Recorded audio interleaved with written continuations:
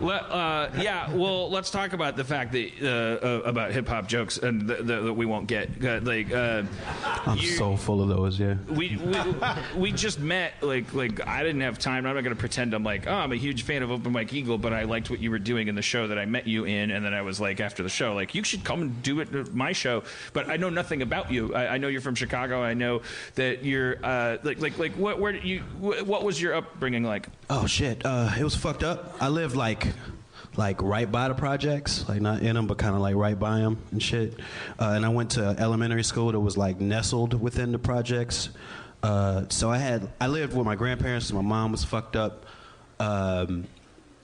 And yeah, I had to try to have like a normal childhood, except that like they kept me very sheltered, and there's like gunshots and crack cocaine and all that. And you had uncles and aunts that were all strung out on shit. But they kept me in the house, so like I just watched a shit ton of like fucking cable television in the late 80s and early 90s a lot. And raised by your grandparents? Yeah. And so what was their take on the world around? Stay inside. Right. That was it. Don't go outside.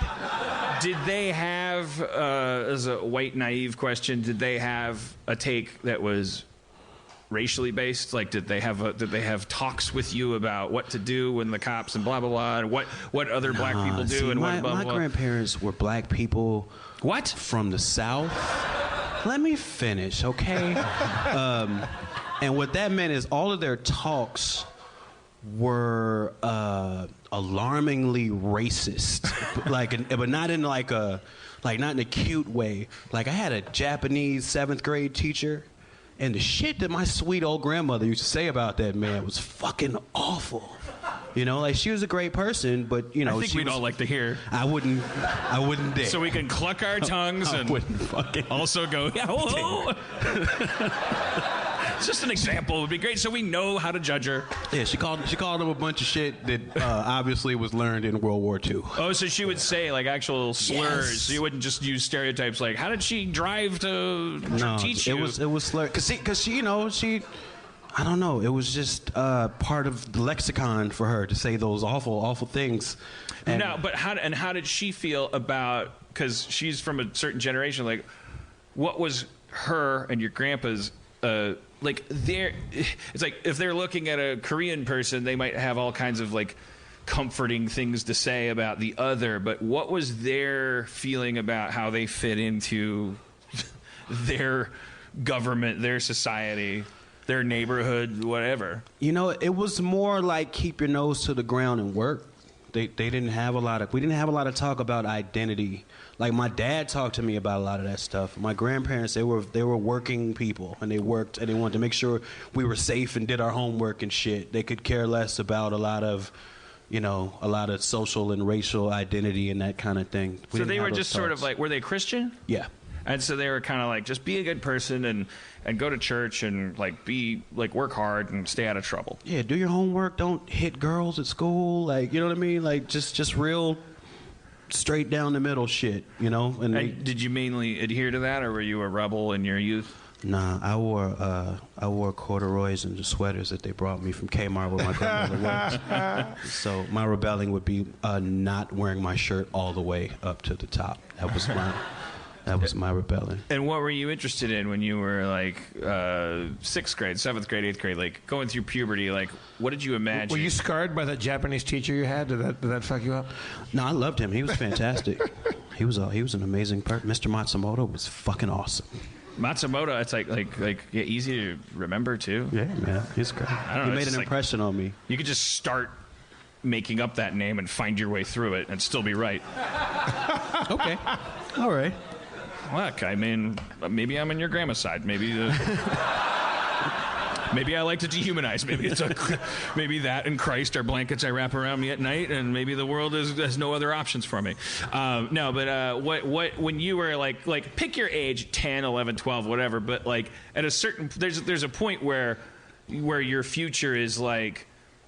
All, but you know, like, what was the astronaut dream or the like? I remember me and my best friend said we were gonna get a boat and we were gonna sail into the Bermuda Triangle, and we were gonna like just like find out what the deal was with the Bermuda Triangle. And we were pinky swearing. We were like, seriously though, you know how old people get fat and old, and then they don't want to do that. And we were like, no, for real. I fucking know. We're gonna look you up, and we're like we set a date, and of course I fucked him over. And I mean, my personal dream like that was that I had romanticized being like in like the Secret Service or some shit, but only because in my dumb mind, the Secret Service guys were the guy, like somebody in the government knows everything, right? And it's got to be those guys.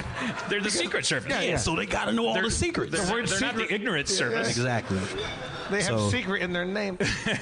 So I wanted to do that. It turns out they're just in charge of counterfeiting and protecting the president, I guess. I don't know. No, they're in charge. Yeah, that is an interesting answer. Like I'm fascinated by the Secret Service too. Like I wonder like what their definition of a good guy and a bad guy is, like what you're supposed to do.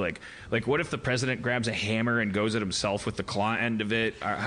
What's your responsibility as a Secret Service guy? You have to like jump between him and the hammer. Like you have to get in between the hammer and him. Yeah. Wow. But what if the whole time he's saying, "This is for the American people. I'm doing this. There's a microchip in my head." Like, are you supposed to, as a Secret Service guy, be like, "That's impossible"? You have or to, are you right? supposed to be like, "This is my boss"? Because presidents have like fevers and shit too sometimes. Don't they wake up in cold sweat saying crazy shit all the time? Like, and the Secret Service guy has to jump in front of that virus. He has to get right in front of that sneeze that gave him that cold. And the big question is, like, I remember when Obama got elected, there was a kind of doubling up of Secret Service efforts and things, which was simultaneously like, it's kind of like, by the millennial definitions, it's like, oh, we're racist. We're noticing he's a black president, so let's close ranks, everybody. It's like if you drifted further into the outfield when he came up to bat. Same thing. I have a friend from high school, my friend Mike Carpio, who listens to the show. He drives a cab in New York right now. He sent a postcard jokingly saying to a friend that was going to Chicago when I think George Herbert Walker Bush was president, saying like, hey, you're going to be in Chicago. Don't shoot the president while you're there, ha-ha, on a postcard. The next morning, knock on the door, 2 dudes in suits, Secret Service, and they gave him 100 questions. And among the questions were, are you homosexual? Are you a member of the Communist Party? And they had the postcard. So they haven't changed their questionnaire from 1955? No, same just boilerplate. Like, yeah. still, hey, should we cut down on some of these questions? Hey, what harm is there in knowing if someone's gay? Right. That was someone at the meeting. They're like, hey, what do we want to know less?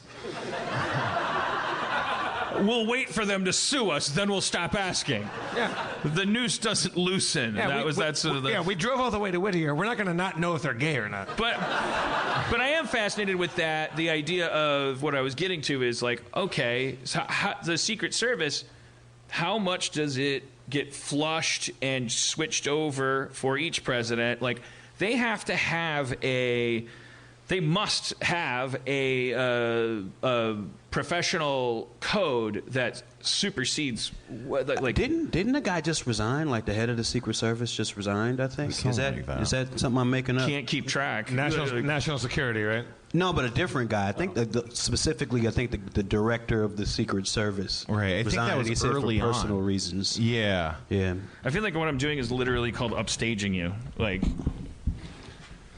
Oh, Mike, by the way, I just got a text. If you need to hook into all your gear there, I have the DI. That's right. I got to do the other thing. The DI box there. You need to hook into this? I do.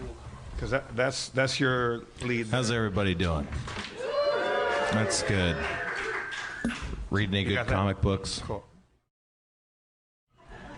Now, when you get back on the Mike, I want to talk about all this gear you have here, because you got loads of shit. I do. That's why you brought a stool. This tool is not just a power move. This is an actual functional tool. Yes, it's a thing used for sitting. The reason why upstaging is a bad thing is because you stay back and you make the other person go like this. You're fucking them over if you hug the back wall. I learned that in drama club. Aw. Upstaging. All right, so Yeah, but I don't know. I was just okay. We don't have. We could. That was a graceful segue, and I want to ruin it because I still want to talk about the Secret Service. Because I'm just imagining being a Secret Service person. I'm like, okay. So then the guy comes in office that's like, what if your wife is Muslim? What if you like it's like what do they do? What is Secret Service guy? We'll have a Secret Service guy as a guest, and we'll ask him all kinds of questions, or her. You're welcome. Okay.